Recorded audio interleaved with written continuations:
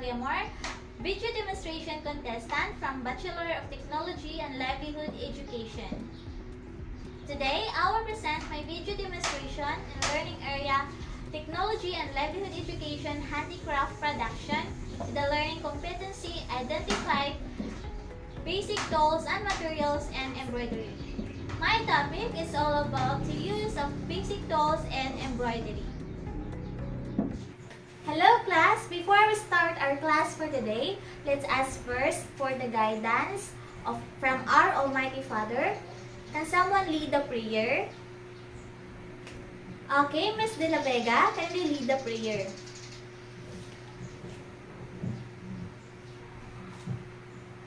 Lord, we are here standing in front of you, praying and glorifying you. Lord, we thank you that we arrive here at school safe and sound. For this day, give us more blessings, strength to learn, knowledge, and understanding in order to cope up with the lesson we will having for today. This all we pray in Jesus' name, Amen. Okay, good morning class! How are you today? Wow, good to hear that. Let me check first your attendance. Who is absent? No one? Wow, very good. Perfect attendance. So before we start our class for today, please pick up the piece of scratch paper and arrange your chairs so that our discussion will run smoothly and interactively. Before we start our new lesson, class, who can give a recap about our topic last meeting? Anyone? Yes, Miss Alberto. Very good. Can you give me the examples of outline stitches? Yes, Miss Amali? Impressive. So, it means the class has fully understood the lesson last meeting. Any questions? Okay. So, let's move on to our next lesson.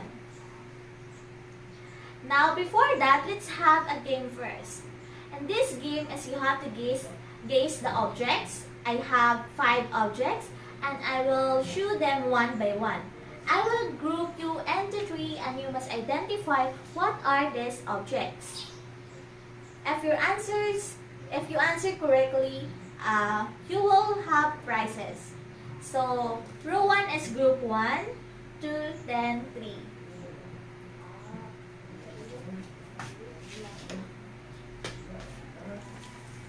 Okay, write your answers here. And don't forget to write down your group. I will give you 10 seconds to write your answers of each object.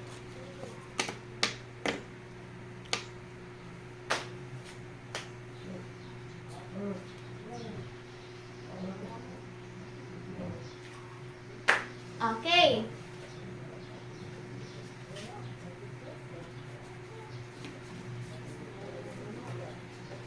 Here is the first object.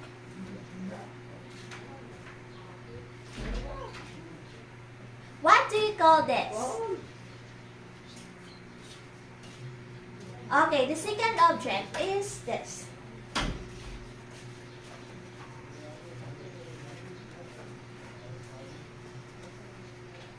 What do you call this? Okay, are you done? Next. I think you are all familiar of this object. Are you done? Next. Okay, the last one.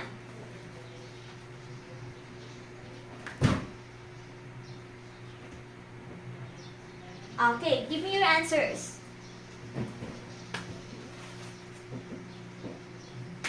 Okay, give me your answers. Okay, thank you. How do you find the game class? Good to hear that. Okay, let me check your answers.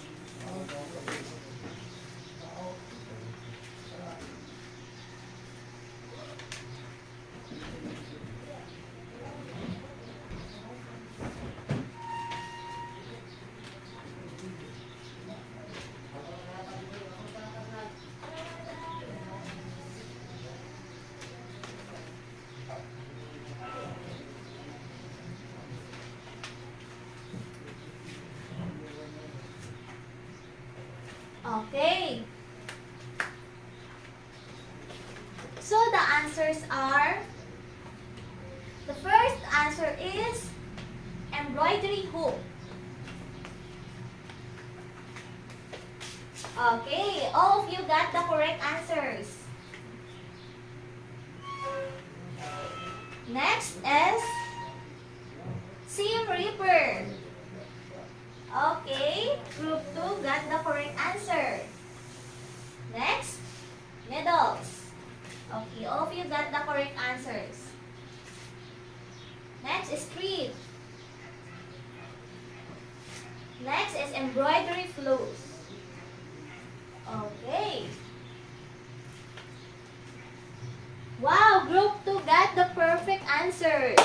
A round of applause for everyone. Now, don't worry, class. You will still receive prize. Okay, group 2, here's your prize. Now, do you want another game? Okay, this game is word scramble. You have to unscramble the letters to find the words related to our lesson. Answer it with your group. I will give you 3 minutes to answer it.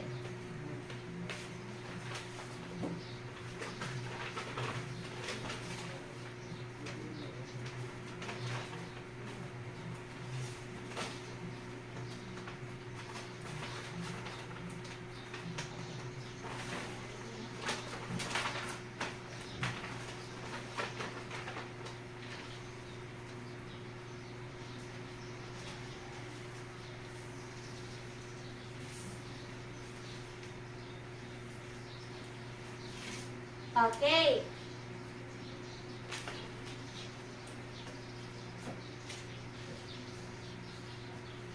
Okay, write your answers here.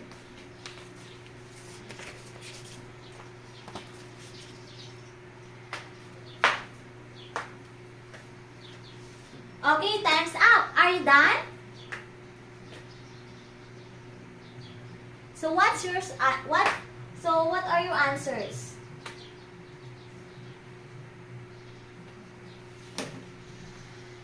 Okay, so here's the answers.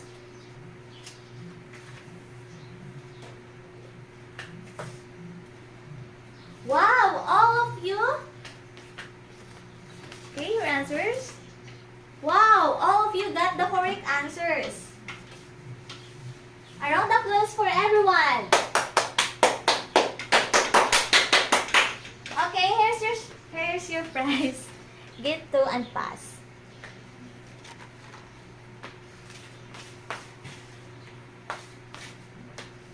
So what do you think will be our lesson this morning?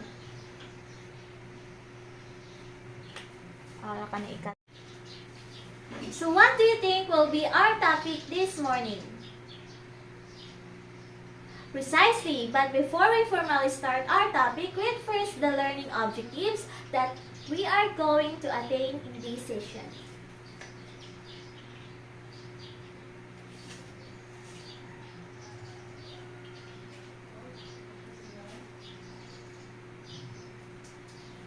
Today, we will tackle tools used in hand embroidery.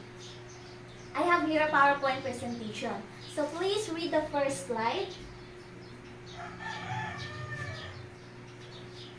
Thank you. Did you know the whole process of embroidery is more than just a work of art? You might be thinking why? Well, the embroidery process is therapeutic, calming, and in short, it works like no less than medicine for all of the distressed souls. Therefore, it is important for you to have a piece of complete knowledge of the essential tools and materials you must have to use for your embroidery works. So let us start with the question, what are embroidery tools and materials? Yes, Mr. Gomez? Thank you, very good. Well, the answer is very simple and straight. Embroidery tools and materials are known as two sorts of elements, which are the prerequisites for performing the embroidery works. You should keep in mind that the fact the more tools you have, the more attractive your embroidery designs will be. What are the different embroidery tools and materials?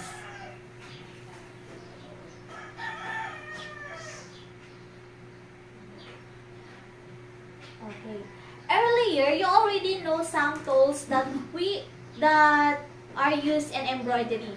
So here at this point in our discussion, we're going to give a brief introduction to each of those embroidery tools that can turn your designs into a masterpiece.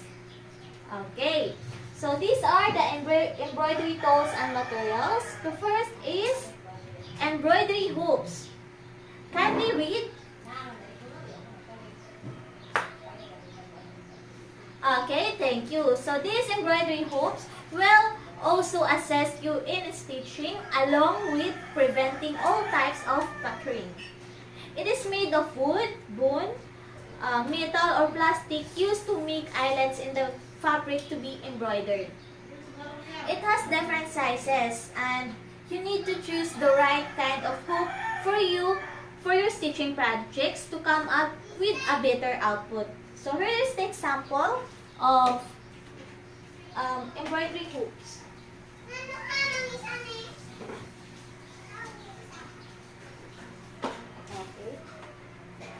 Okay, this is what it looks like. It has different sizes. This one is a wood embroidery hoop, and this one is the plastic embroidery hoop. Okay, so this is how we are going to use the embroidery hoop.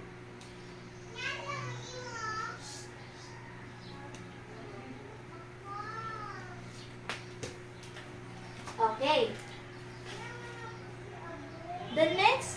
The next tool is embroidery scissors. Embroidery scissors are somewhat sharp and small in their size. Okay. Okay, please read.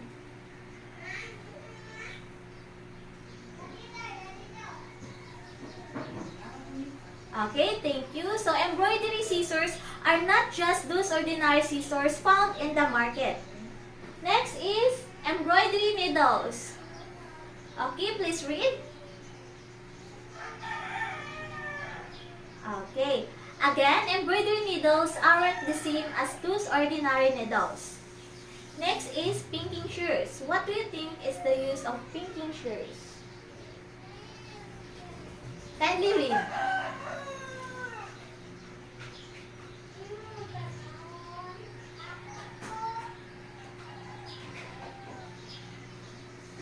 Okay, pinking shears will help you keep the edges of the fabric from being unraveled while you're working with pinking shears. Okay? Next tool is water-soluble pins. Okay, one of the essential embroidery tool. So, it is one of the essential embroidery tool. This is a special kind of pin that you can use for the work of embroidery transfer. So these pins are very easy to use, and yes, you can get them on different sizes. Besides, the marks can be washed out with no hassle at all. The next tool is embroidery flukes. Okay, this is the embroidery flukes. This is the example. This is an example of embroidery flukes. Okay. Kindly read.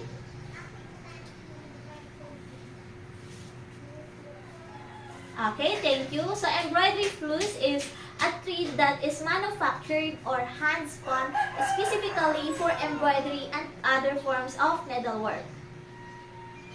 Next tool is roller. Okay, you're all familiar of this tool. This tool is used for avoiding measuring mistakes. So we always suggest that using a roller for every embroidery project is very important. Next tool is thimble. Okay, this embroidery tool will help you avoid unnecessary accidents that may occur with pricking needles. Okay, next tool, needle threader. Okay, kindly read. Thank you. So needle threader, it is used for easier threading, especially by those sewers with poor eyesight. Okay, needle threader is very important if you have a poor eyesight. Okay, next is tape measure. Okay, this is very useful also. Kindly read. Okay, thank you. So for getting accurate measurements of your fabric, you must need a tape measure. This will save both of your time and energy. Next is pin cushion. It is a place for pins and needles. So it is a small yet powerful tool for any embroidery work. Okay. Next is seam ripper. Kindly read. Okay, thank you. So this seam ripper is, you must have this tool for ripping the stitches for pieces when you commit a stitching mistake. So here's the example of seam ripper. Okay, this one.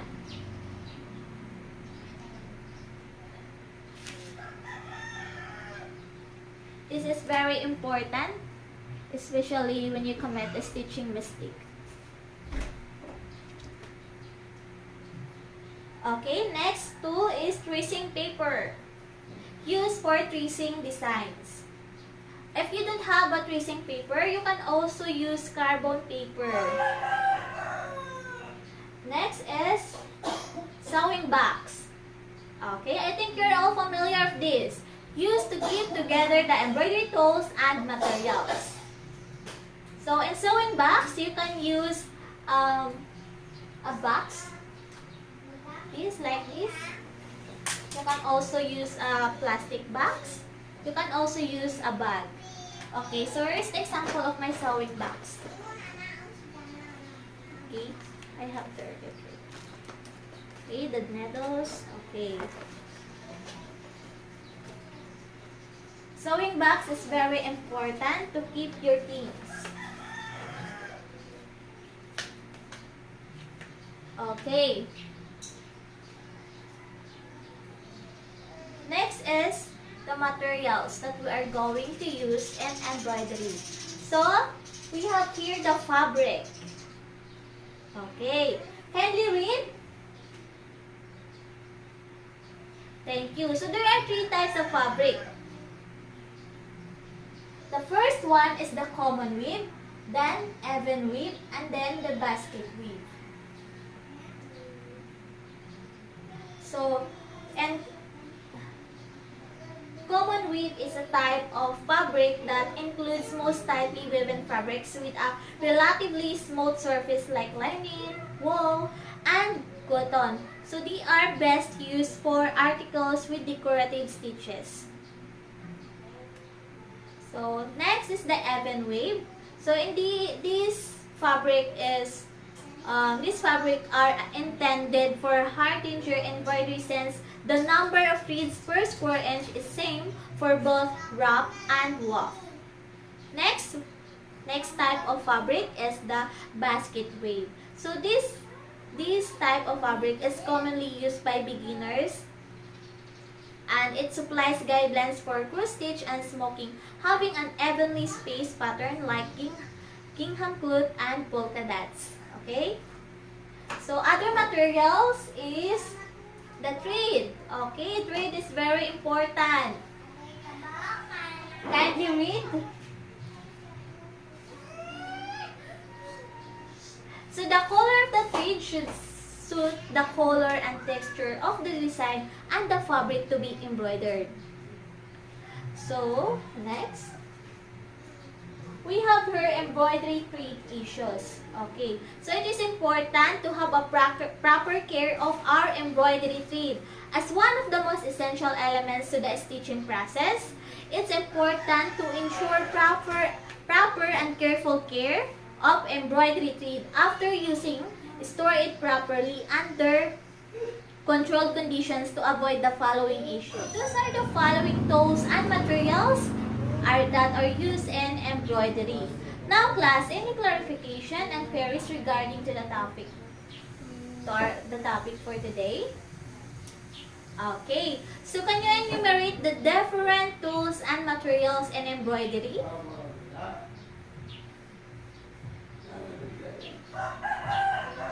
Okay, thank you. It's my pleasure, class. Thank you for listening attentively. Now let's have a short quiz. Get 1/4 sheet of paper. Put your name, date for today, and subject. Are you done? Okay, I'll give you 5 minutes to answer. Kindly listen, and I will read the question. Okay, number 5. Refer to a small or handy devices or instruments used in sewing. 5. Refer to a small or handy devices or instruments used in sewing. Okay, for quiz B, enumeration. 1 to 10. Give the 3 types of fabric and embroidery. Give the 3 types of fabric and embroidery.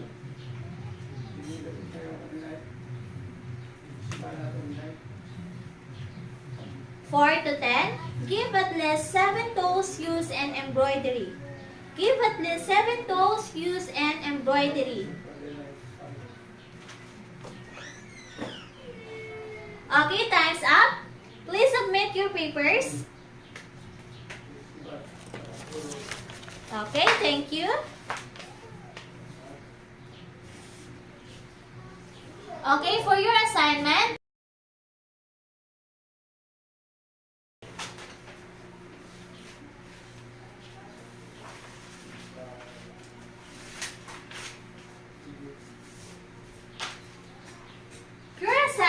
is research at least 5 embroidery stitches, describe and include the process. Okay, kindly copy this on your notebook. Okay, it's time already. Thank you for today. See you next meeting. Goodbye, class.